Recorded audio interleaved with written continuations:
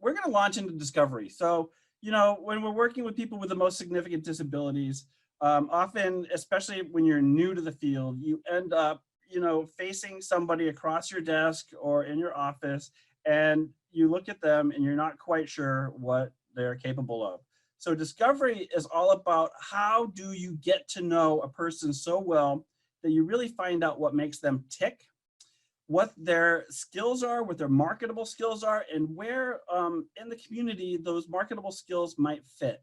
We're going to talk about discovery in the context of employment today, but discovery works equally as well for community inclusion or just finding people a place, friends, activities in the community. It also helps with recreational pursuits, and it really helps people find new places and new things that are in sync with who they are. So discovery at the basis of it is really finding out who a person is, what makes them tick, and who else in the community shares those things. And then how can we use this discovery process and the information that we get from discovery in order to then move on to job development and finding them an actual role in the community. It's also good for helping people find valuable social roles that might not be a job. Like I said before, recreational activities, and it's particularly helpful with people who haven't been given a lot of opportunity to try different things in their lives. So it's a detective process. Some states allow people to do discovery as a service, and people bill for that service. And so here's the service definition of Oregon, which is pretty, which is pretty generalized. And I'm gonna close that screen so I can read it. And it's a focused, time-limited, individualized service or process engaging a participant in identifying their strengths, their needs and interests, and using this as a foundation for a plan and a path to integrated employment at or above minimum wage. Okay, so that's discovery as a service. And we'll talk a little bit about that today. But more, what we're talking about is the process of discovery. It's like the little d versus the big D, which is the service, the little d. It's really getting to know a person in a variety of places, including in the community, and doing a variety of things with them. And getting to know what their skill sets are by doing that. And then finding out where they can contribute to their community, either in a job or another valuable social role. And one thing that became really apparent to me as a job developer, early in my career, I was a job developer for about 6 years at a place called Seattle Mental Health, and it's now Sound Mental Health. So I was working with people who were termed dual diagnosis. So they had issues with some mental illness, and then they also had a developmental disability on top of that. So I found myself in this place really quickly of not knowing how to approach the work with people because I simply didn't know enough about them. And so that's what we're going to be talking about today.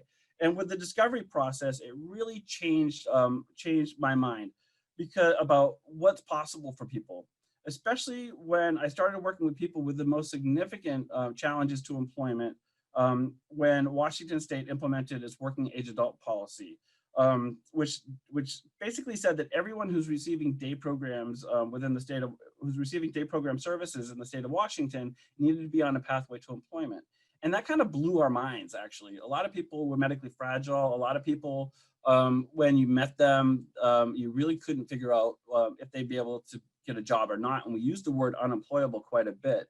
But as a result of discovery and really good person-centered planning and the small d process of digging deep and getting to know a person and leaving your desk, I guess the most important thing to know is that to get to know somebody, you really need to get out of the environment of the office that you're in, and you can't do this across the desk.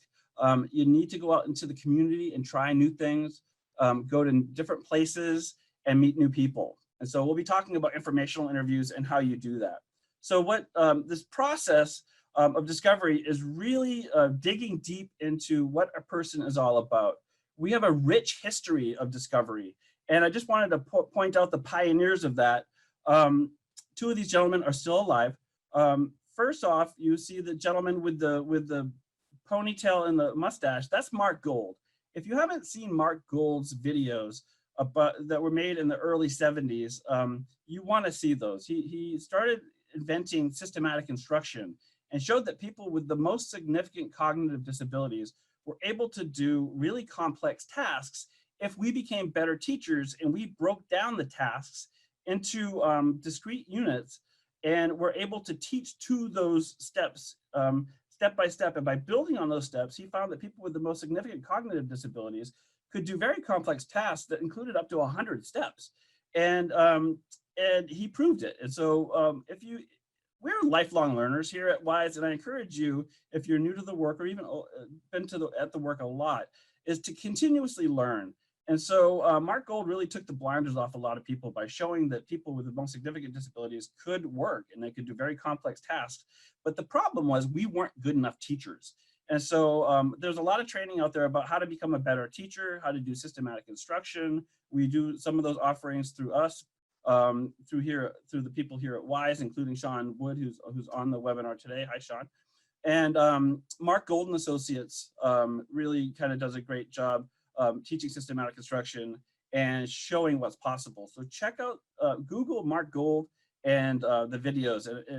Even today, I'll look at some of those videos and be really blown away by what he was talking about.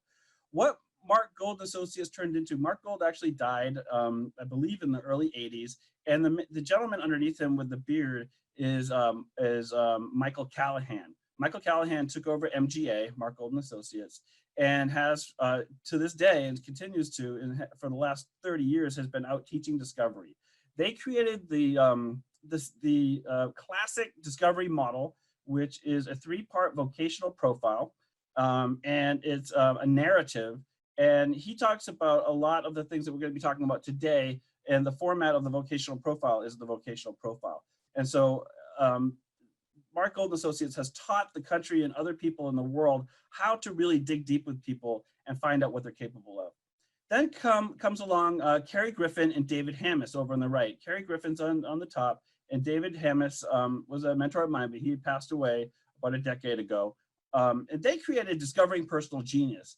So they took all the good stuff from classic discovery, and they created a program called Discovering Personal Genius, which really helped me as well, because what they talked about is it wasn't enough just to find out what people's interests were, but to really find out what the vocational themes are of that comes out of the person naturally once you start to get to know them and talk to people around them. So Discovering Personal Genius was all about really digging deep, just like classic discovery, but then it was finding out what are the vocational themes that encapsulate the type of interests and skills that the person has. For example, if they really like to grow things and they have plants in their house and they can water their plants there, that might be something in the floral industry, or as a vocational theme, as a floral industry. Or if somebody has a knack for putting together bikes from scratch, and these are things that I've seen people with the most significant disabilities are capable of doing, that maybe that would be in the mechanical industry.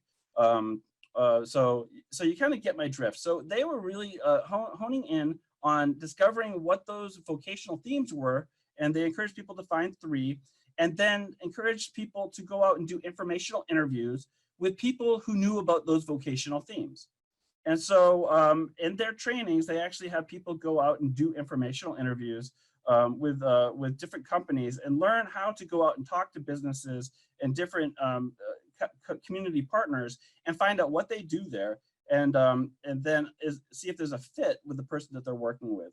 So Griffin and Hammis, Discovering Personal Genius, if you ever get a chance to take either of the trainings through Mark Gold or Griffin Hammis, GHA or MGA, please do. They have great information that's really, really helpful in this work.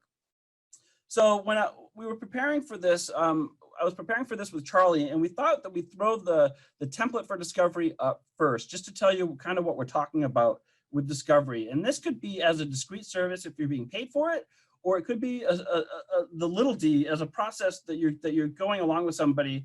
And if it's not a service, it still works as a good template on how to get to know somebody.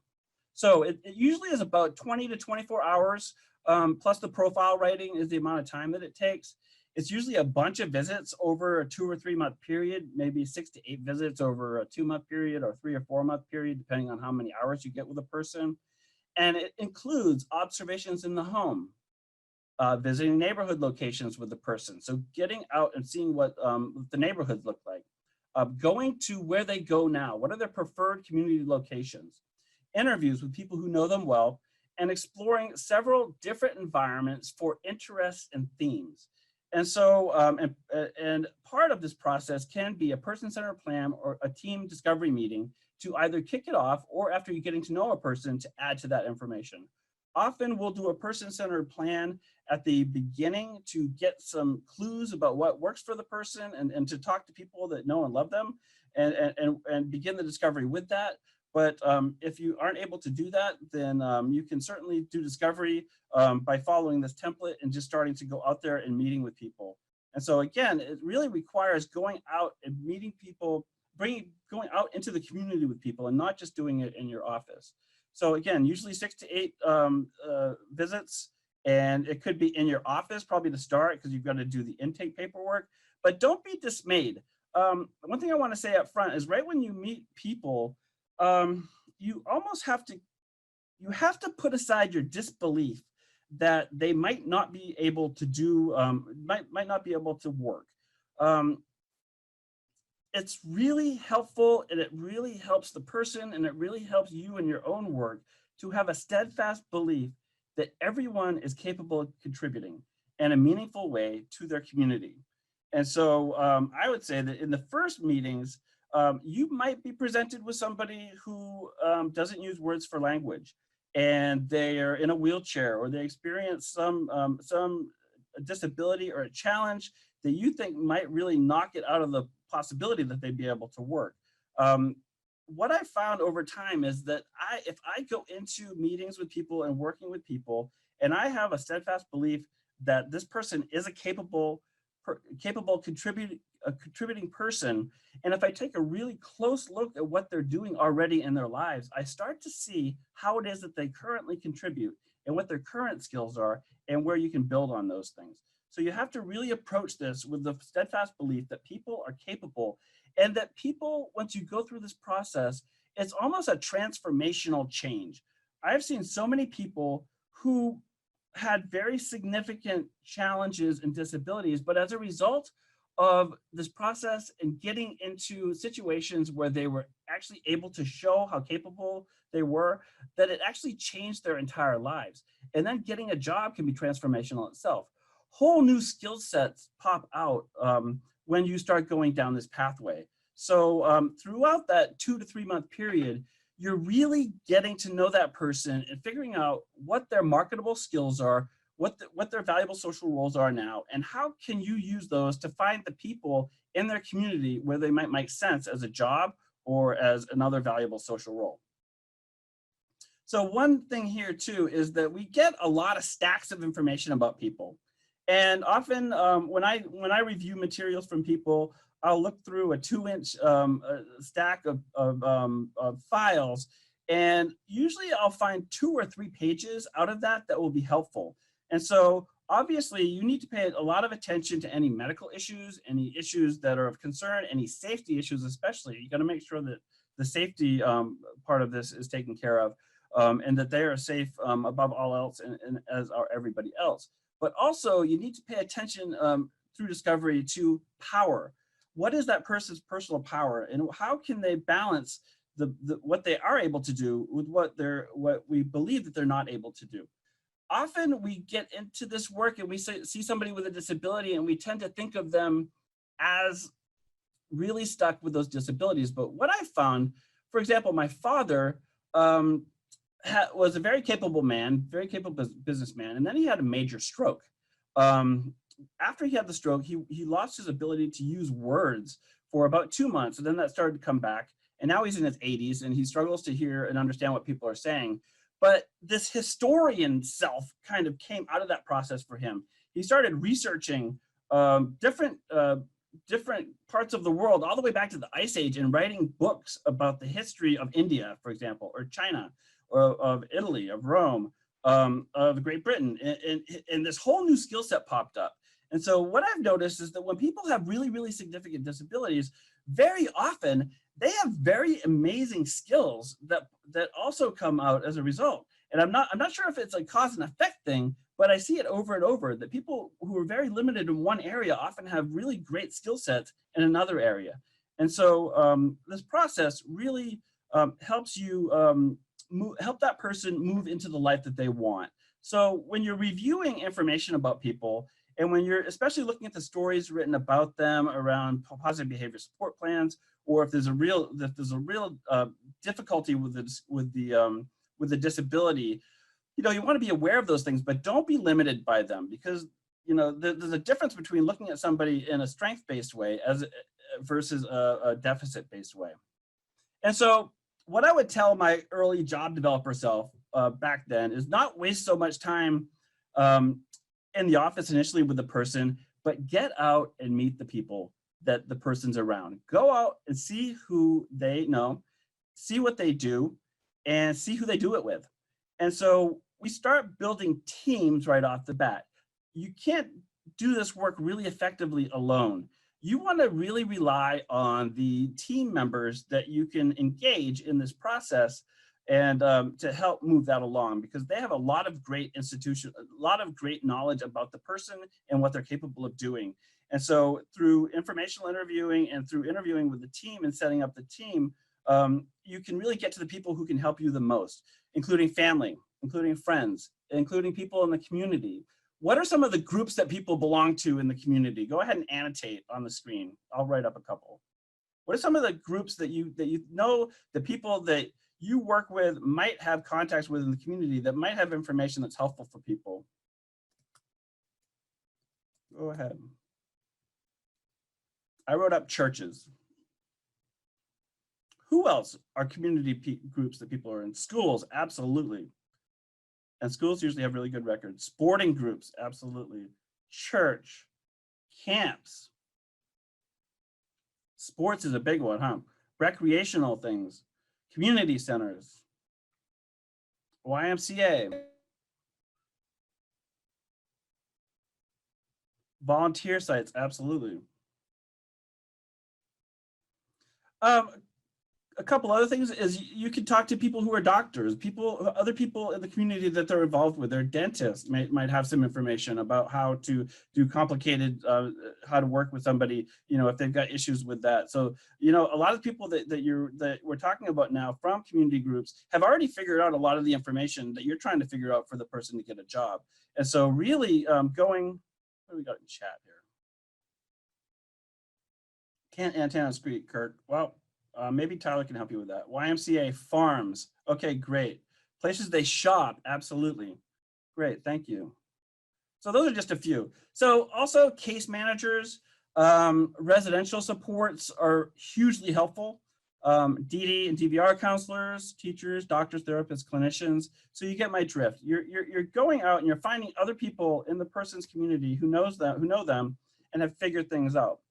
So what you are looking for the person is what makes them unique. What is that skill, that talent, that ability that they have? And so often when I work with people, I make it my goal that within the first meeting, I'm going to start to figure out what they are capable of doing. And for example, I was working with a job coach who was stuck with an individual. It was about a year and a half ago, and they came to our office. And the gentleman who came in, his eyes were really sad when he came in. It was about 8 in the morning, so maybe it was a little bit early for him. But when we went up into our office, we were meeting there just to do a little intake and a meet and greet. His job coach, and myself. Most usually, what I do is I take people on a tour of our office. And so I took him and gave him a tour of the office, introduced him to people that were in, and we went to the copy machine. And without saying a word, I took a piece of paper, I put it in the copy machine, I got his eye contact, and I pushed the buttons and I said 1, 2, 3, and showed him how to make a copy without using a lot of words. And then I handed him a piece of paper. And guess what? He grabbed the piece of paper, he put it in the copier, he did 1, 2, 3, and he said 1, 2, 3, and he was able to make a coffee. I said, great job. We went down the hallway and we went to the coffee break room, and this was our old office. And so we had this fancy, espresso machine there. You push just a couple buttons. So I said, would you like a cup of coffee? And he nodded. The job coach nodded. So I said, okay, well, I'm going to make one for you. And if you want to make one for your job coach, and he nodded. And so again, I put the cup down. I did 1, 2, 3, 4. and showed him how to do that without using a lot of words except for the numbers. And he was able to make a cup of coffee for his job coach. Now, and I'm like, okay, well, let's go sit and go sit and have a conversation. When we were walking to have that conversation, the job coach looked at me with a look that said, wow, you found out more skills that he has by just doing those two things than I've been able to figure out in a couple of years. And so I think what it is you've got to give people the opportunity to shine. You've got to give them the opportunity to try. And that when you're working with somebody, don't just talk at them. Actually, you've got to reduce the amount of words that you use with most people and just show them how to do things. Then we sat down and we started Googling for images, because what we were trying to find is what are they interested in? What are the interest clusters that they have? And we'll talk about this throughout this webinar. It's imperative that you find a set of interest clusters of 1, 2, or 3 things that the person has. And a really good way to do that is to use Google. Google Images is my best friend. So we sat down in front of a TV, a computer screen, and started Googling. And I started putting in things like cars or flowers or just random things that I could think of. And I told the man, when you see something that you think is cool and you want to see more of that, point at the screen. And so within about 10 minutes, we realized that he really liked flowers. He really liked football stadiums. And he really liked, I think those were the 2 that we got. There was another one, but I can't remember what it was. And at the time, and I confirmed that with him and his job coach. Yes, he was very interested in sports and in football and in flowers. And interestingly, our office was across the street from the Safeco Stadium. And so we went for a walk. We went and we looked, and by watching him very closely, what happened is he ended up looking at the empty hot dog stand that was inside the sports arena. And he wasn't really interested in the sport of football. He was actually really interested in hot dogs and having hot dogs at the football stadium. So, by getting into that environment and actually seeing it, we were able to kind of winnow that down. Also, there was a florist that wasn't too far away. And so we walked in there and he just lit up like a Christmas tree. And so when I see somebody's eyes go from really sad to really kind of alive, I know that we're on the right path. And so what we did after that is we started going on informational interviews at different places, different nurseries. And the guy, I'm not sure if he got a job or not, but I'm pretty sure he did. Because some of the first nurseries that we went to made him really light up. And there were a lot of things that we saw in that environment that he was capable of doing. And so unfortunately wasn't able to follow along and find out what the job was or when he got that job. But I'm pretty sure that as a result of this process, and just by giving him a chance to try some things and actually go out to different environments and doing those informational interviews, it really made a big difference. So some other questions, what other things that you're looking for, or what does the person want in their life? You can look at a full-time job. A lot of people think that work is just a full-time job, but a lot of the times a person's goal is to have to work a part-time job Monday through Friday, to work 20 hours a week, 25 hours a week. And so you really want to find out what it is that they want. You don't want to get somebody a full-time job if they don't really want a full-time job, if their motivation is to make enough money to buy their video games, then you want to really be aware of what the person's motivation is, because you can use that throughout the process of finding the right environments and making those environments work if you're really acquainted with what their goals are. Also, when you go out with people into different environments, you also get a sense of where they are most themselves. And so often you'll see people, like I said, if you watch their eyes, the eyes light up in the right places. By being very cognizant of where they see most themselves, that will lead you to the right environments that you're looking for, where those things that they might be able to do are displayed. You want to pay attention to any cultural considerations. What are the do's and don'ts of their culture? What's that impact on the work environment? When I used to work at Seattle Mental Health, we had a lot of people who were from different cultures worldwide. And we had a really cool thing that we did, which was called cultural consultation. So I started working with a gentleman who was fresh off the boat from Haiti. And his goals were to become a natural citizen and have a job. And so we worked on both of those goals, but I didn't understand why he kept on losing job opportunities in the interviews. And so I had a cultural consult with somebody who knew a lot about Haitian culture, and she gave me clues as to what was happening in the interviews that caused him to not do well in interviews. And so realizing that from the historical and the cultural perspective, we realized that probably a sitting interview across the table from somebody wouldn't work for this gentleman. But what would work would be a working interview. We went to 4 or 5 interviews until I learned that from a cultural consult, and we kept losing the job opportunities because the interviews went so poorly. But the minute that we realized that it was probably better to do a working interview, where instead of talking, we were able to showing what he was capable of, he got a full-time job at a laundry, and he became one of their best workers. And this was a long time ago, but I think he still might be working there because it's not too far from my house, and I think I've seen him in there. So anyway, cultural considerations are important. In some cultures, it's forbidden in their cultures or in their countries for someone to be for a single female to be in the same room as a single male or just another male. And so being aware of that, you might not be able to avoid that, but being aware of what the cultural do's and don'ts are that the person's coming from really helps you understand when they're having anxiety, when they're having a difficult time, or what are the things that would help them feel more comfortable and more in line with their life knowledge that you want to pay attention to as you're going. And also, what are the social connections that they currently have? So you're also, one really great way to do this is to work with the person if they use words for language, or draw pictures, or work with the residential agency or their family to find out what it is that they do now. So looking at their daily schedule from bed to bed. And so a woman, Deborah McLean, who's like a master at discovery and person-centered planning, really pays attention and encourages us all to take a look at what the person does from the minute they get out of bed. Do they dress themselves? Do they make their breakfast? What do they actually do when they get up out of bed? What does their week look like? And actually graph out the whole week. Monday, just doing a schedule. What does it look like? You'll find that by doing that, you'll find lots of things that you can dig into and find more about the person and what skills the person has by just looking at what they're already doing. So going where they go and doing what they do and watching them during that is a really helpful thing to help uncover the skills. You are looking for people who you'd want to interview. So family members. I know sometimes family members get a bad rap, that they seem like sometimes they're really demanding.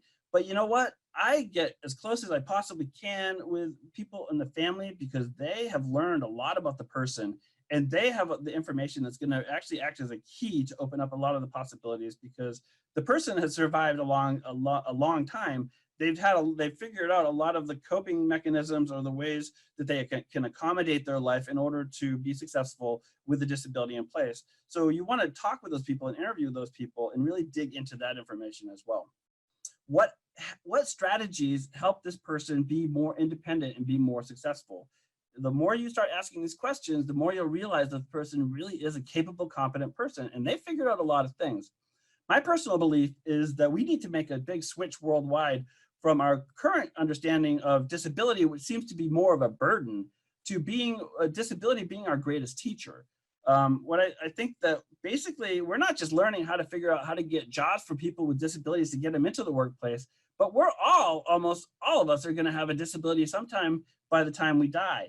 And that what we're doing is really figuring out how people can overcome the deficits that are presented by disability. And when you start thinking in that form, you start actually start really realizing that customization and figuring out the right situations, the right environments, the right skill sets, the right things for the person to do with the accommodations that help them be successful is really what we're talking about here. And in the long run, what we're doing is we're really helping society itself deal with the whole caregiver cliff, and with people being able to go out and continue to work even though they might have a medical condition or a disability. So that's just a plug there, that I think that our social movement really is leading in that direction. And that when you start looking at disability not as a burden, but as our greatest teacher, you realize that employment, or people being employed, is, if they're not employed, or it's really challenging for them to be employed, very often it's not the disability that is the thing keeping them from being successful and being employed. Most usually, it's our ability to figure out how to how to accommodate and how to figure it out for them and with them. So often, I take that finger and I don't point it at the disability anymore. Over time, I've realized we really need to point the fingers at ourselves, and that we need to become better teachers. We need to be better at getting ourselves out of our seats and getting out of our comfort zones and going out into the community, asking a lot of questions. And we need to learn. We need to pay attention to what's available to us with training and with mentors and with our coworkers, and share the information that we have and brainstorm about ways that we can get better at our work. Because I think once we get better at our work, and this is what happened with the working age adult policy, I think we all got better at our jobs. And so we stopped pointing the finger at the disability and pointing it at ourselves. We got better and better, and now we're able to find employment for people with the most significant disabilities because, one, we believe that that's possible, and two, we realize that we're actually the problem, that often we're the barrier that keeps that from happening. So I really encourage you on a lifelong journey of learning to continue to learn in any way, shape, or form, any of these tools or tricks, because it really will help people's lives. It will help change and transform people's lives incredibly. So when you're interviewing people, you're looking for strategies they've used in the past that can help the person be more independent. What is their learning style? You know, one thing I learned a lot about with working with people who experience autism spectrum disorders, especially, but really in general, even with my family and my friends, is you've got to pay attention to how the person is going to process information. When trying to teach somebody, you want to know whether words stop their learning, because some of us are verbal learners, so we want to be given verbal instructions. But with many people, especially with ASD, too many words can shut them down. Often, and if we don't feel comfortable with silence or letting somebody process for a period of time, it could take them a time to respond to us verbally. So then we usually end up putting another bunch of words in there or rephrasing the question. And what we're doing is we're not paying attention to their learning style. Words, once we get to know a person, if words shut a person down, stop talking so much. Start using pictures. Do choice boards. If you've got different places you want to go, take pictures of those places, or go Google them, put them on a sheet of paper, and have a person point to where they want to go and what they want to try next. And so the more you can learn about the person's learning style, the better off you're going to be working with the person and finding out how to train them. Again, that's us trying to find out more about them. What's their learning style? Visual, auditory. So often being told how to do a task through hearing. Visual be more written. I think I mixed those two up before. With visual, it's usually verbal written instructions. Tactile, are they better touching? Are they better actually doing jobs? And sometimes it's a mix. So these are all questions that you can ask about. How is it best for this person to learn? What have you found that's the best way for the person to learn? Are there any issues with processing, that type of thing? And then you also can talk about communication style. So you want to find out how to communicate with the person. And I think often what happens is we meet people that don't use words for language. And so it's incumbent on us to find out how they do communicate. Because if somebody doesn't use words for language, it doesn't mean they're not communicating. It just means that they don't use words for communicating. People communicate 24/7 all the time. It could be body movements, it could be gestures, it could be home ASL, it could be ASL, it could be a variety of different ways. And so you want to ask a lot of questions about communication style. How do they communicate? How do you understand, and even making charts about if a person does this, this is what it means. So really digging deep there with people really helps a lot. And you can see that with that information, you're going to know, you're going to be much more ready to help that person get a job and train them in that job, because you know how they learn. So therefore you know how to train, and you're learning how they can communicate. So you can help communicate with them on their level, and also help the coworkers and other people around them communicate as well. And I think one big disservice that we've done is that we have a lot of people who don't use words for language, and we've never spent any time trying to figure out communication for them. And so I think that communication is one of the biggest first things that you want to do with discovery is figure out a way for the person to communicate using pictures, using apps, using drawings, any way that you can that works for the people. But again, rely on the team or the people that know the person well to help guide you in that. And also you're looking for what else could impact successful employment. There's lots of things. Housing, transportation is a huge one, that type of thing. And so, Charlie, have we any questions or thoughts yet?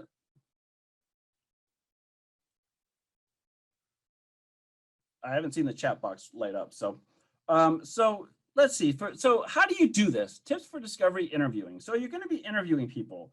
You're going to be using open-ended questions. Open-ended questions are questions that you ask that don't limit a person to a yes or a no. Do you like green cars? Well, not particularly, especially lime green cars. Oh yeah, I love them, especially olive green cars. This not no open-ended question. An open-ended question would be, what do you think about cars? Well, or the color of cars. Well, the silver ones are great, and I've seen some orange ones going around. They're awesome. And so you see the different energy dynamic, right? So you're not being just a discrete yes or no answer, but you are getting the person to open up. And so this is very helpful when you're doing interviewing with people, because you want people to open up and to really start to get into information that they will share with you. And even though you're asking about a person's skills, strengths, their abilities, often it's not until half an hour or an hour into a conversation that you start to really get to the good stuff. Give me an example of that is another good question. So you're digging in. So give me another example of what you had just told me about. Why do you think that is about the disability or any challenges? What kind of social roles does the person currently play is huge, because then you can really start to understand what the person is currently doing. And when you observe what they're doing, you start to really get a sense of what their skill sets are. And what is their or your vision for a fuller life for this person is really effective with family. And often you'll find that people want two things. Even if they don't want employment right off the bat, most usually they want more activities and they want more people in their lives. And so, but again, you want to get in there and find out what it is that is the vision for them and what they want to accomplish with this.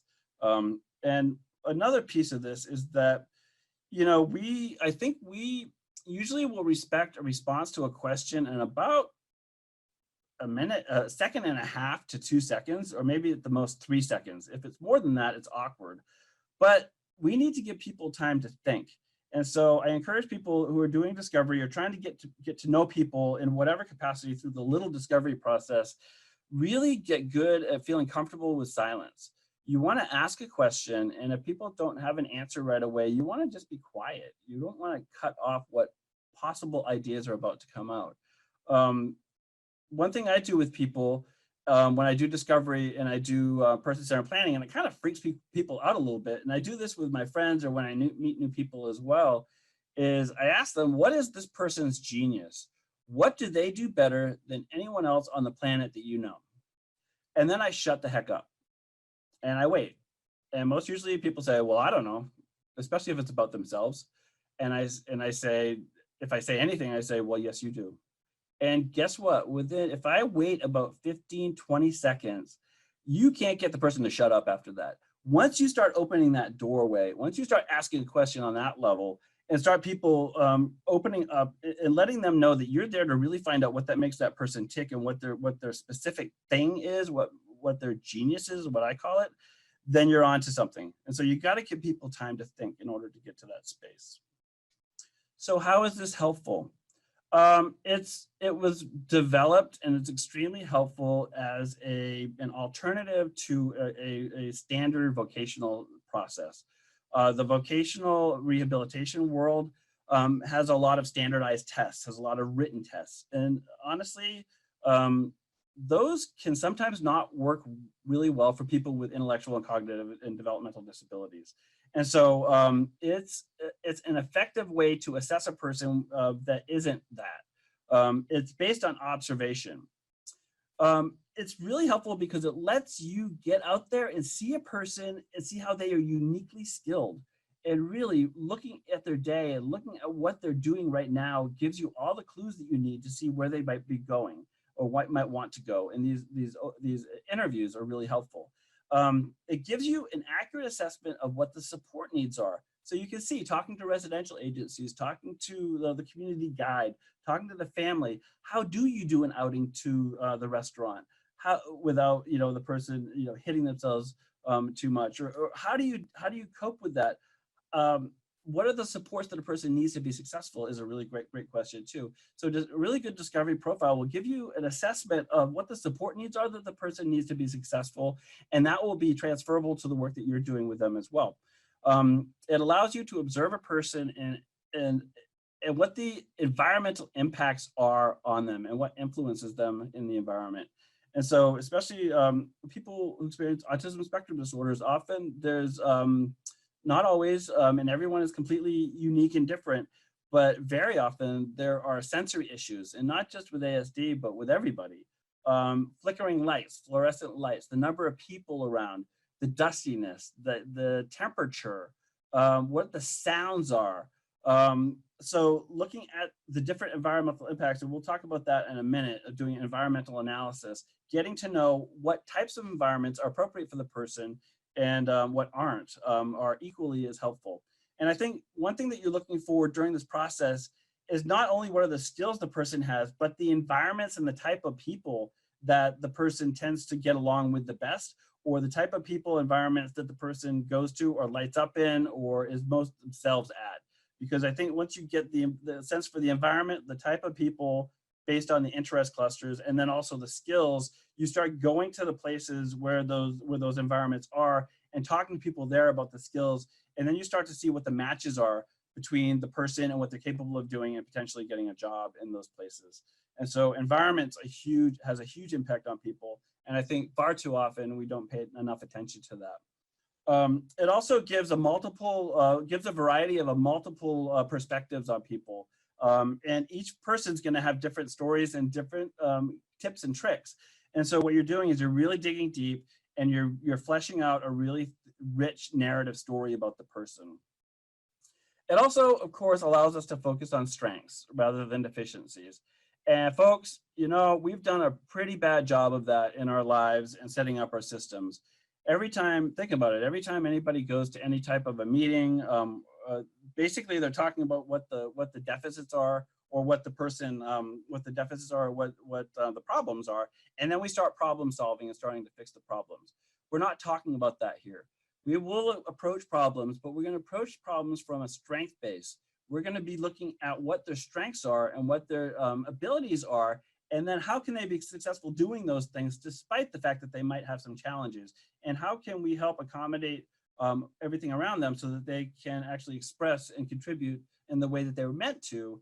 And we are there to figure out how to make those supports work for a person. So it's really flipping that. And a lot of the times when I hear people talking about why they haven't been able to find a person a job, they're really based on the deficits. And often, sometimes it's behavioral support type things that pop up, and the person really can't see past that thing.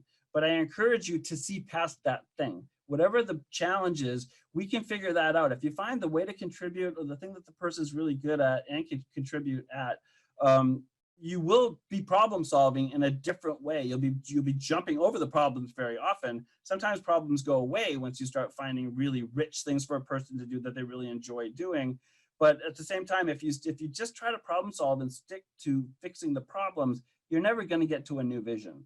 And so that's what discovery is about as well, is really basing what you're doing on the strengths of the person and moving forward with that. Discovery gives us tried and true keys to success for the person. It allows them to express their preferences and interests because we've paid attention to communication, and it connects you to their network. And it also, I think, allows you a process of newfound energy, which supports brainstorming of new ideas. And so that's one thing that I'm really into, is brainstorming. And so I love finding out what one skill set is over here and one skill set over here, and this weird preference over here, or this thing that they love, KISS, or they love, monster trucks or something, and then figuring out all those pieces and brainstorming where that makes sense. And so just a note here, I'm not a big fan of creating 4 or 5 or 6 assessment sites that people get cycled through. I think that can work to find out what people's skills are. And it takes a lot of energy and time. And those are really hard fought to get employers to allow you to do that.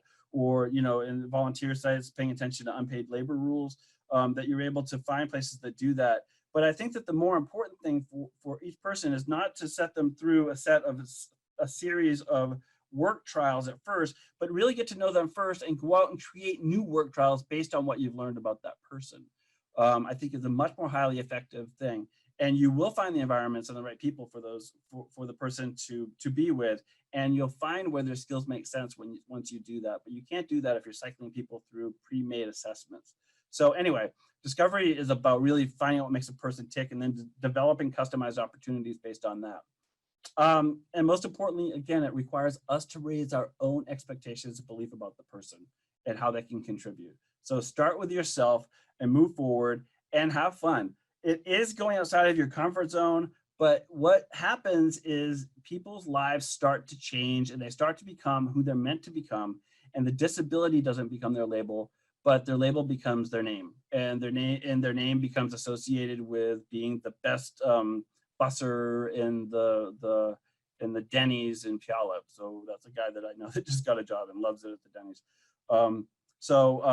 But we had to switch our thinking from what the deficits were, from what the problems were, not ignoring them, paying attention to them, but what his strengths were. And then that led the way to the right place and the right people and the right things.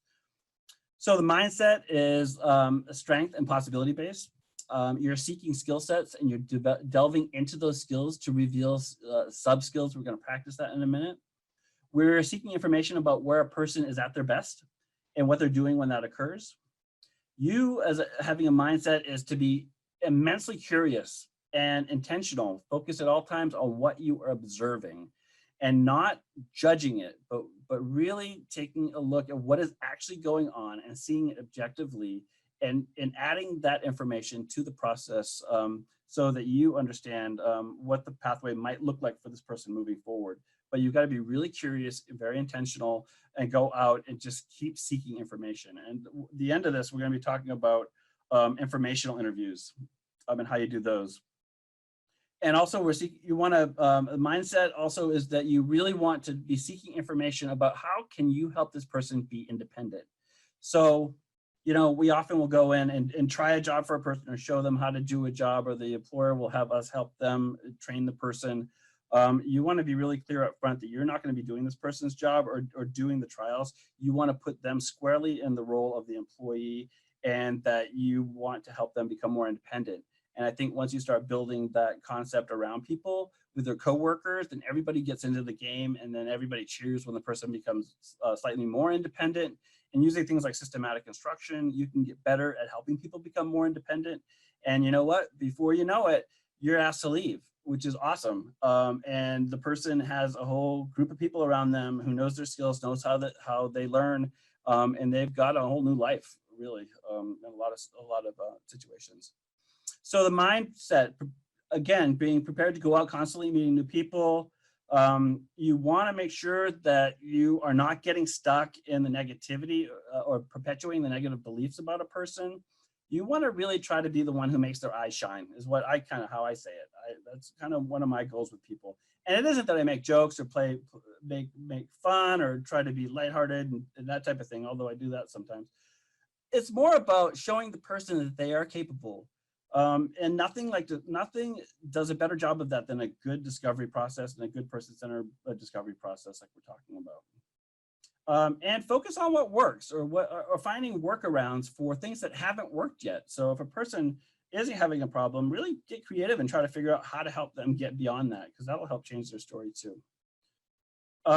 So when you're out there working with people, you want some observations and questions about actual work tasks, or when you're trying to find out what the skill sets a person has, is what do you think is motivating them to complete the task? What's the person doing specifically and breaking it down? What are the parts of the task that they are successful at and why? And are there things that could be modified that would allow the person to be more, again, independent? And how long does the person engage in what they're doing often will tell you if the person is motivated.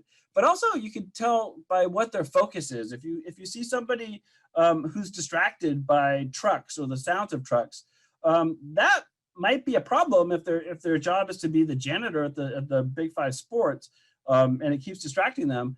But maybe in the Big Five sports, they have some machinery or something in the back that the person might be interested in. Or maybe a better fit would be looking at what's distracting them. Maybe going to the fire department and doing an informational interview would be helpful. So again, paying attention and not judging, and seeing what actually makes what happens to a person will really help you along the way. And where they engage and what distracts them it might be a clue as to what the next steps might be. Also, looking at the level of noise, again, environments. So the environments, what environments work well? Do they like to work with other people or alone? Do they get distracted? What environmental factors aren't immediately obvious? So you want to close your eyes. You want to smell for strong smells. You want to hear for sounds that usually would block out, but maybe somebody can't block out. You want to look visually and see what that environment actually is providing the person, and if it's causing a problem for them or not. How do they communicate? What modifications are helpful? I think we've talked a lot about these already. Does the person use visual tools? What's their learning style? What structure do they need to focus and or complete tasks? I think that's one thing that we have some work to do on, is that often people will need a place that has 3 sides so that they can focus, because the distractions, any visual distraction might distract them, but they also will feel claustrophobic if they're in a little room and isolated.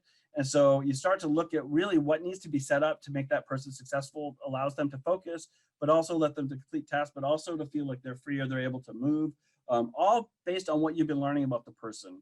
And what can you put into place to assist them? And one big thing that we've been doing a big push on is technology. I think technology is a real game changer for people and changes things fundamentally for folks. So we're going to do a real quick skills set breakdown. So what we're going to do is annotate. And so I'm going to show you an example here. And then on the next page, I want you to annotate what the sub skills are that are involved with this. So this is a really good exercise to do with people that you work with if you're trying to find out what their marketable skills are.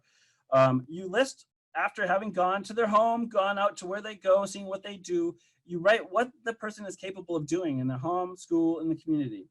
And then you start taking those skills, say like putting clothes in the dryer, and breaking those skills down into the sub skills. So in that case, it might be sub skills might be opening the dryer door, opening the washer door, physically moving the items from washer to dryer, closing, adjusting the dryer knob to the correct setting, and pushing a button. So when you do that, you start to see that the person can, they can move things from one place to another. They're able to deal with the control knob, and they're able to push buttons. You can really quickly see how this can translate into other types of jobs in the community. Those very skills that they have at home might be appropriate in the community. And so it's important for you to take skills and cut and slice them down. So let's break down the following skill, which is using a smartphone to do a Google search for horses. What are some of the sub skills that are involved with that? What are the skills or the sub skills that are involved with doing a Google search for horses? Turn on the phone, entering the code in the phone, type, reading, spelling, picture identification, knowing how to find apps. Yes, exactly. Finding the app, pushing the buttons, typing, finding the website, pushing buttons. Yep. Typing, finding the G for Google. Yep. Manual dexterity. Wonderful. Spelling. So, not to belabor it, but that is a really helpful thing to do when you're trying to find people's marketable skills. Unlock the phone, open the browser, type in the search bar, read, spell, scroll through the pics. There you go. Phone must be unlocked, and don't be driving when this happens. Hey, Jim, I have a question really quick, if you don't mind. Sure. How do you gain a new place for the person to try skills when you get so many no's? I would need to talk to that person in more depth to find out what the situation is, to know how to answer that question. I think there's a variety of ways, and it depends on why the people are saying no. If it's around safety factors, then you come up with a safety plan around what can keep that person safe and healthy. It's about building a rapport with people, especially if it's from families that people don't want the person to go out into different environments because they've had bad experiences. Very often it's to address whatever the issue is that's stopping that process with the person who's making that decision and finding out why. So a big part of this is how to conduct informational interviews and how to go discover the community.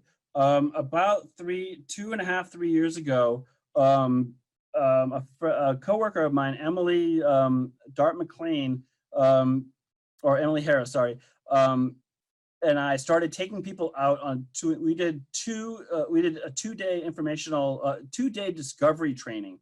And on the second day, we had people actually go out and do informational interviews, similar to what Griffin Hammis does. We have them set up the informational interviews. And we didn't know if it would work really well, but we realized that people couldn't do this work unless they were going out in the community. And so what you're doing with an informational interview is that you are going out, you're not asking for a job. You're not going out and asking for what the business or what the community agency can do for you. You are going out and doing, just like it says, informational interviews. You are going out to find information. If you're a job developer, and this is the best way, I think, to approach job development is through this discovery process of informational interviewing. And what you do is, so go back to the guy that I brought up initially with the individual who was in the office. He really liked the sports stadium, but then we found out it was hot dogs at the sports stadium. And then, the nursery had all kinds of things going on there. So we took a cluster of 2 interests or skills or things that was truly motivating to the person, excited them, lit their eyes up, or inspired them, or like it says, at very least makes them smile. And then we start to develop a list of the type of places where others who share those interests are. And almost all trainings that I do with people now around discovery, with person-centered planning, is we do this. We actually take a person, we take a case study, or we have the people do it on themselves, and they work in with partners. They come up with an interest cluster of 1, 2, or 3 things, and then they go out in the community to places. They do a search on their smartphone and find places in the local community that are matching those interests or skills, and they go out with and without the person in the trainings. They go out as a pair. They go out and they ask a lot of questions. And so we're going to talk about informational interviews really, and how helpful they really are now, because it unlocks a lot and it makes everything smoother, and it really allows you to open up a lot of opportunities for people by going out and trying new places and trying new things and meeting new people. So you start to develop that list of places. And for example, Jenny really likes putting items in bags. And this is a real world scenario that we're dealing with probably about 3 months ago. And putting things into gift bags. And Jenny's not the real name, but I throw this up here as an example. Where in the local community do people go together and assemble gift bags? And so with the team, we started thinking this way. We started thinking of places. Who gives out the bags with items in them? So things that popped up were the dentist's office, where people get the free toothbrush. Somebody's got to put all that stuff in those bags, right? Where do people, so some things, emergency kits, kitty bags, party bags, party events companies. We started looking at party events companies. We started looking up dentist offices. We started looking at first aid places in the Red Cross. Where do they put these bags together? Going out and going to, say, a party planners and saying, hey, tell me about your business. We're really interested in this. I'm an employment consultant. I'm working with somebody who's really loves putting things into bags, and we're just out here to learn more about that industry, so that maybe one day we could find a way that he can do that and maybe get paid for it. And so you're going out for information. You're not going out asking for anything, but you're learning about people. And most usually businesses will really spend time with you. If you couch it that way, they will tell you a lot about what they do, why they do it, and take you on a tour. And so usually when you're going and doing informational interviews, you'll start with the informational interview, but then if you can see what's happening in the back room, or you can see where the workers are actually doing work, you're going to be able to look and see where those things are that the person that you're working with is doing at home, or maybe in your office, or in a work assessment site, where those might make sense in that workplace. And because it's the right environment, is the people there who shares that interest with the person that you're working with, you're going to be able to work with that person to figure out where the place might be for that person. And so you start to see matches. And I see this over and over, that we have somebody, we get the cluster of interest, we figure out what the basic skills are that they're capable of doing. And then when we go out in the environment, we go to these type of places, and almost invariably you find that the people there are doing things similar to the person, and that you can find matches within those places. And so you're really digging into the ways that that interest or skill shows up in the community. So what we do, and it's one of the forms that Charlie's going to put up for you to do. It's an exercise. I think it's a 3-page exercise, but it's something that you can do alone, with a buddy, with a coworker, or even with somebody from a different agency who you have a friendship with, that you might want to go and do these things. So you'll, for example, you can take a person that you're working with, really quickly sketch out what the 2 or 3 interest clusters are, what the interests are of their interest cluster, start developing a list of 10 places, contact info, and then you go out and start meeting with people. And if you find out that's the right environment, then you can start taking the person out there. And so sometimes you go do this on your own, sometimes you'll do it with the person, depending on the person, and you start to really use informational interviews to push things forward and find new environments where the person might have an opportunity to contribute. So making initial calls and getting appointments, this is all on that handout and that exercise. I really highly encourage you to use this handout and to go and do it based on the people that you're working with. We have a sample script here. Hi, I'm Fiona Wild, and I'm a career counselor, or whatever term you want to use. I'm trying to get to know the local business community better, and especially businesses who are involved with gift bags or kit assembly or putting things into bags. I'd like to learn more about your business and your industry. And then guess what? You shut up, you listen, you learn about how this actually works. You find out who does their bags now.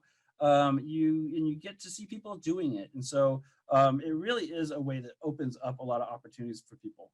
And so this is all on that handout too. It's proven really helpful. Here's some sample questions that you can ask when you're out there doing informational interviews with people. And it really is incredibly helpful. I tell this story quite a bit, but it's absolutely true. Back to my dad, I don't know why I'm talking about my dad so much today, but my dad owned a scuba diving shop. And if anybody came in and asked him, can I have a job? He probably said, no, get out of here. But if they came in and they asked him why he got into scuba diving or what was his passion, because obviously it was his passion. And this was in Maine, which is strange because it's very cold water. But if you had asked my dad why he got into scuba diving or why he was so interested in it or what he did at the scuba diving shop, you would be there the rest of the day. And you'd probably end up in our house at night. And that's happened before. Customers used to come home with us because they were interested and have dinner with us because my dad would have them over because they got my dad talking about his passion. And so this really works for people. Tell me about your business. What's your favorite part of the work? Why did you get into this work? What's challenging? How do people get into this work? Are there certifications required? What type of jobs are happen in this business? So you get a gist that the informational interview and these sample questions are on that handout as well. But that really helps people, helps you figure out where that person might be involved and actually getting out there and seeing what's happening in the back rooms. And then your curiosity can really take over and you start to develop networks and you start to ask questions like who else should I talk to? And it really opens up the process for a lot of people. You want to be curious, thankful, and keep digging deep. Get in the back room, look for those skills where they're playing out. And this is a discovery process. So, you want to leave one step and ask for the next one. Who else might I want to talk to learn more about these things? And really you start to understand what that thing, you don't have to be an expert in meteorology or in technology. To get somebody a job in the meteorology world or in the technology world, you have to get really good at finding people who are experts, going out, meeting them. And then when you connect the person with them, since they have a shared interest, often the disability starts to tend to go away because they're so excited about their conversation. And then you start to see things in the background where that person might be able to contribute. And I call it kind of a weird way is finding a person's tribe. Where do they belong? Because disability is not an appropriate tribe to be putting people out there. We clump people together under that label of disability, but you know what? The more people I learn with, the more with the most significant challenges. They're way more interesting than we are. I think that they've got such skill sets in them, and it's been the fact that people haven't allowed them to learn, or don't believe that they can, or that the no's, like the person was talking about, no, you can't go out to these certain places. The no's outweigh the yeses.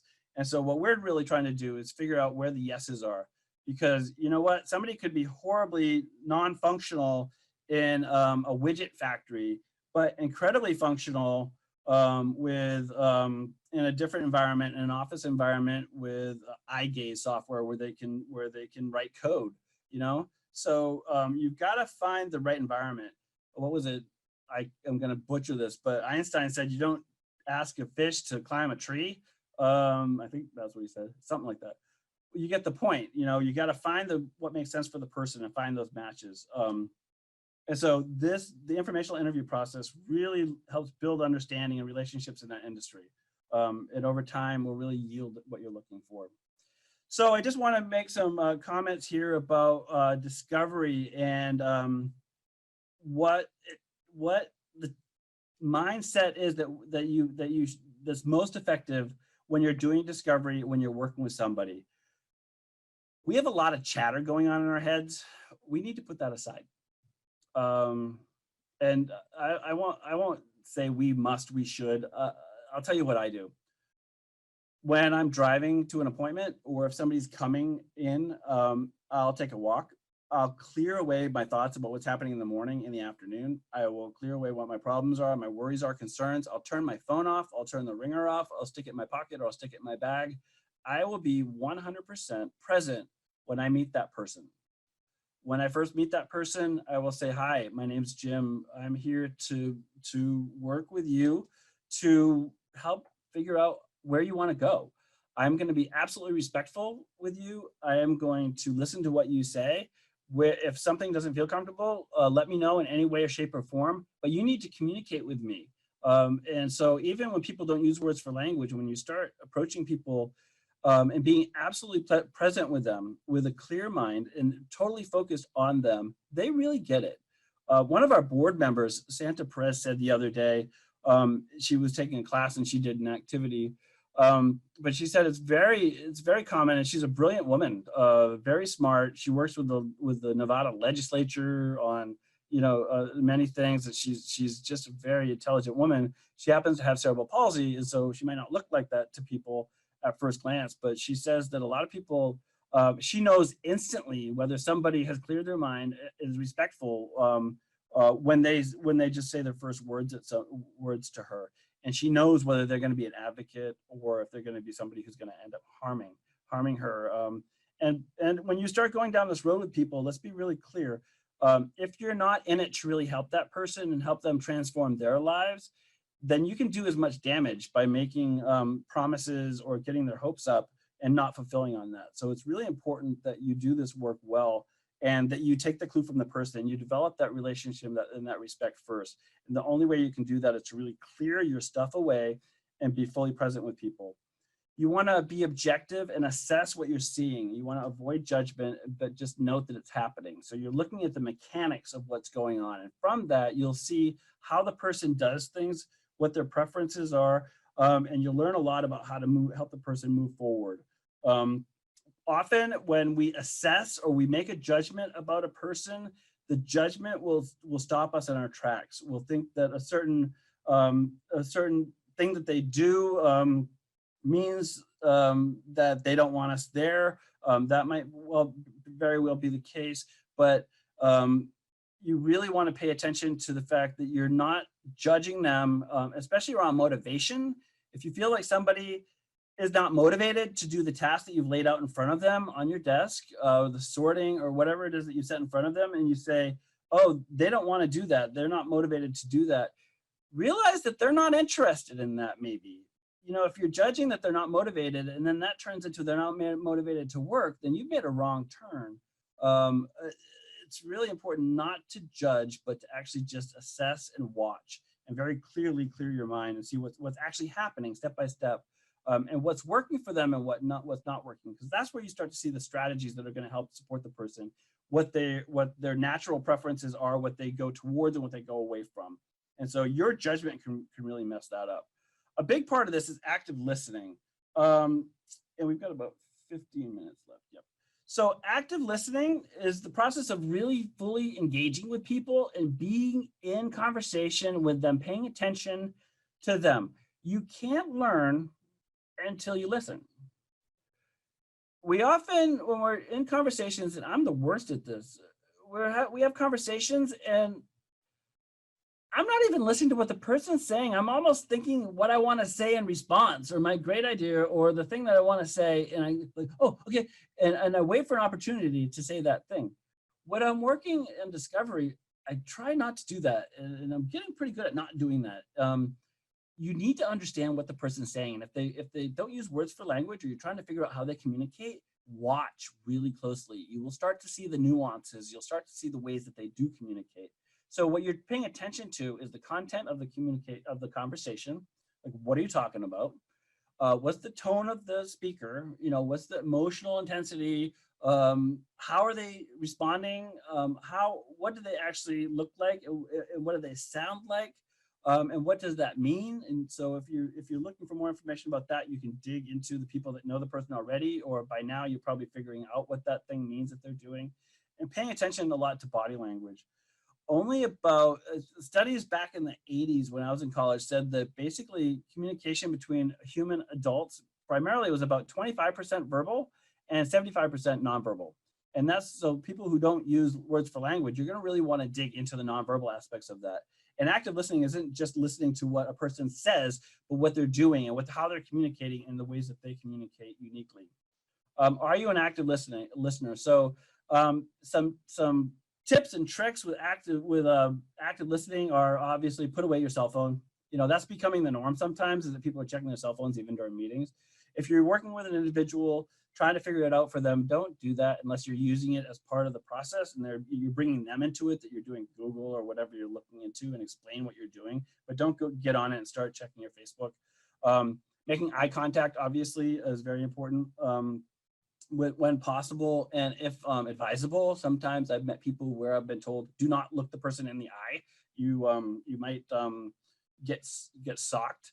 And almost, I've had that happen to me twice, and both times I ended up looking the person in the eye eventually, and it wasn't really an issue. It was a story that was an artifact, and it just kept going along with people. So, and the person actually ended up being really lonely because of it. So, you know, there's those sad stories too. But making sure that that you know, that they know that you are listening to them in whatever way, shape, or form they're communicating. And that includes you repeating back to them what you think you understand they're communicating to you. That's the heart of active listening, is that even if you disagree, or especially if you disagree, letting the person understand their point of view, that you understand their point of view, and letting them know what you believe their point of view is. And then if you need to, asking any clarifying questions sets up the dynamic that they will now listen to you. And you're not doing it to manipulate them. You're doing it so that you can really understand and take into account what it is that they think about the situation. And taking notes when appropriate. Obviously, sometimes you don't want to be writing notes all the time when you're with somebody. If you do, you want to probably say out loud what you're writing down and ask them if it's okay, if they seem bugged by it. But, you know, you've got to take notes. Most usually what I'll do is on the ride home, after I learn a lot about somebody, I'll just sit on my phone and I'll do audio record, and I'll just record like a verbal flow of what I learned, and then I'll go type it up when I get home. Again, be quiet, hush, pull back, let people talk. In order to listen, you must understand their point of view.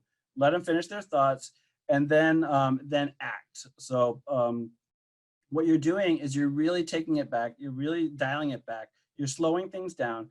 And often a lot of people that you work with might process at a different speed. They might process things really slowly. They might process things they might process things really quickly, depending on what it is that they're doing. And so it's really important to make sure that you figure out that as well, what their processing speed is. And then, you know, don't rush the process, because I think fundamentally to do good work with somebody, you need to develop the respect and the honesty and the integrity and the trust with them up front, for them to trust you and for them to really share their life with you, share their dares, their dreams with you, even their nightmares. And you can then, in a trusting way, help them unlock those things in their life that will really bring a great richness to them because they know you care and you respect them. And that's why you're there for that. So what you do now is you're gathering all this information. You've gone out and do informational interviews. You maybe have tried, maybe Jenny we asked if Jenny could try to put the kitty bags together on Tuesday. We went back on Tuesday and she spent a whole hour putting bags together and had a great time drinking coffee and hanging out with the other people putting bags together. And, you know, that's how people get jobs.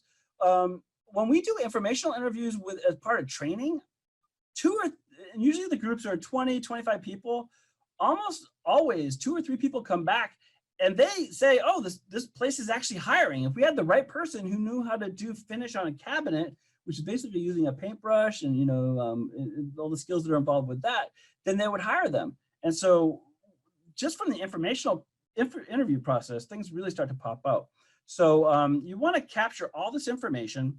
You want to put all your observations in interviews. That's just part of the discovery equation when you're learning that. Now you've got to take all that information and put it into a digestible form where people can use it. Where if you're not the job developer, the job developer now can take that and go find the job. If you are a person who's helping a person just find some community activities, you know, you could use this information to help the community center learn how to support the person there when you're not there, on how to fold the towels, or, you know, or whatever the job is. And so this information is critical. So, but you've got to put it down in a way that's going to be information that could be helpful to the person in the future. And so ways that you can do this include doing a formal discovery profile or an informal one, which could be, you know, it could be the Mark Gold Associates 3-part vocational assessment. It could be the discovering personal genius, staging records and forms. They have a whole series of forms on that. It could be, like we're going to show you, a discovery profile that a gentleman put together from Oregon, actually. You could do a video collage or a video resume. I think that's one of the fun things that we get to do, is that we get to go out and go with people, bring our cameras, make a video, and actually show a person is so capable. And you can use those things in interviews. You can use what you've learned to help people figure out what a person's capable of. And you have something really handy that's helpful to the person and helping them approach their goals. Or a skills and interest portfolio. So there's a variety of things that you can do to organize the information. One thing is there's a young guy who just got his PhD, Ryan Waddell. It was about 4 years ago. He used to work at MV Advancements in Yamhill County. And Ryan was coming to the classes and stuff, and he put together a discovery profile that I think is excellent. I know that we have somebody from MVA Advancements on today. I'm not sure if you guys still use this discovery profile, but I was going to go ahead and try to make one, but he did it for me. So he took all the great information from Callahan and from Mark Gold and from Griffin Hammes, and he put it all into the discovery profile, which I think is a really good workbook to use. And it's also, it's something in this PowerPoint, and Charlie's going to put the link to that in the chat box so that you can take a look at that and modify it to your uses. And so it's not a checklist. It's actually a way to organize the information that you've gathered and make it something that's usable and helps the person move forward. So a recap in a nutshell, discovery is, it really is a way to identify the best a person has to offer and helps them rewrite their story in many senses. Often we have people who have some pretty damaging stories that have been told about them and that perpetuate themselves often, and that this is a way for you to help people start to build a life that they want instead of being stuck in the rut that they don't want. And so, you know, there's lots of different ways to do that, but I think discovery is a really wonderful way to do that, because really, and especially when you're doing a discovery profile, if you're engaging the person and helping them make their own video resume, they really start to see themselves. They start to see themselves as capable. And so often that's how it works. You see the person as capable, you kind of prove it through the discovery process. You show them, now they believe it, now everybody else believes it. And you know what? It's not a far-fetched thing to do that for people, because it really does do that. I just finished up a process with a gentleman, in Pierce County, and there were a lot of negative things being said. He tried this one work experience. It just didn't work out. He was down as can be on it. And we did a person-centered planning meeting, which was a mini discovery because I'd already done a little bit of discovery with him. And, at the end of an hour and a half, he was looking back at all his skills, strengths, abilities, what works for him, what needs to be put in place for him to be successful, what valuable social roles he already plays in his family. And you know what? I think it actually changed the pathway for him because he started seeing himself as capable, and now everybody else around him who's now inputting into that plan also see the same. And so it's discovery is a method for figuring out who a person is, truly is, what makes them tick, what are their interests, skills, what are the keys for their successful growth. And I think we really are not just in the employment business, but the human growth and transformation business. And it also gives us an opportunity to just deconstruct others in our own assumptions, stereotypes, and incomplete narratives about a person. So, it should be a voyage that is fun. If you're struggling in your work, go do some informational interviews. They end up being, you might feel really uncomfortable going into places sometimes, but once you start learning how much fun it is to learn about other people and what they do, you start to realize, oh, this is actually really fun. And then you start to really have fun with the voyage. And we've got a few minutes left, so I'm gonna close here and then open it up for questions. And we can talk more about the question that was out there about the no's. But as you've seen, discovery is more about going on outings or having coffee with a person. It really is a dynamic, active, and a thoughtful process where you play a hugely important, valuable social role, which is to help a person unlock their lives, help them figure out help you understand what makes them tick, finding people in the community where that same thing makes other people tick, meeting those people, learning, and then finding out where that place is the person can contribute, whether it's a job or not. Doing that process, even for people who weren't looking for jobs, has very often led to people getting jobs. And at the very least, they're creating new relationships and friends and activities in the community, which seems to be a universal goal for a lot of people with disabilities, is to get out and do more things and try and meet new people. So you're really fundamental in that. And so it can change the trajectory of their life and the perceptions of people around them. So be creative, be really insightful, be intentional, and be tenacious when you do it, because it's really important that you do it well.